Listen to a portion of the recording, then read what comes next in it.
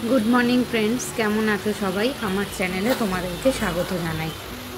आज सोमवार अनेक भोर भोर उठे सब काजबाज शेष करेছি আর টিমটিমে স্কুল যাওয়ার সময়তেই এরকম ঝমঝম করে বৃষ্টি শুরু হলো।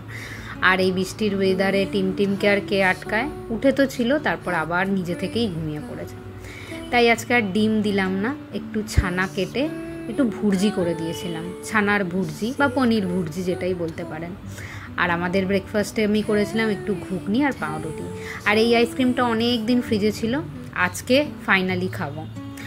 আর দুপুরের লাঞ্চে ছিল ভাত, শাকের তরকারি আর মাছ। দুপুর থেকে যেহেতু বৃষ্টিটা ধরে গেছিল না, প্রায় বন্ধই হয়ে গেছিলো, তাই প্ল্যান হয়েছিল মাসি শাশুড়ির বাড়ি যাওয়ার। মাসি শাশুড়ির বাড়ি শ্যামবাজারে। মাসি শাশুড়ির এক ছেলে, সে দেশ সেবার কাজে নিযুক্ত, থাকে অনেকটা দূরে, বউ বাচ্চাও সেখানে থাকে, তাই আসে মাঝে মাঝে, তো খুবই কম দেখা হয়। তাই আছে বলে আমরা প্ল্যান করেছিলাম যাওয়ার, কারণ চলে গেলে আবার সেই কবে আসবে তার ঠিক নেই। তাই চলে গেছিলাম।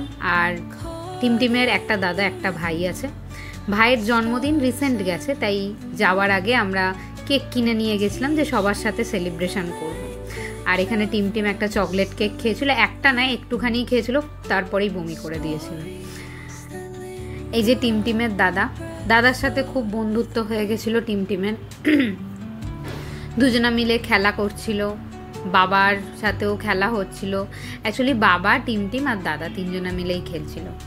ভাই তখন ছিল না, কারণ ভাইয়ের শরীরটা খারাপ হয়েছিল, তাই ভাইকে মা বাবা সঙ্গে করে নিয়ে গেছিলো ডাক্তারখানায়, তাই ভাইয়ের সাথে আমাদের দেখা হয়নি, মা বাবার সাথেও দেখা হয়নি, কারণ অনেকটাই দেরি হচ্ছিল, তাই আমরা চলে এসেছিলাম।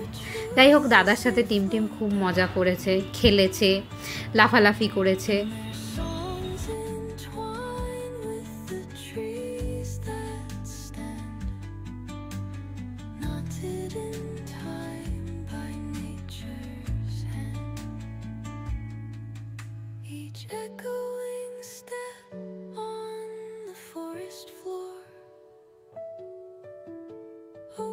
আর বাড়ি ফেরার পথে টিমটিম দাদুর বাড়ি যাবে না, এটা তো হয় না, তাই দাদুর বাড়িও যাওয়া হয়েছিল।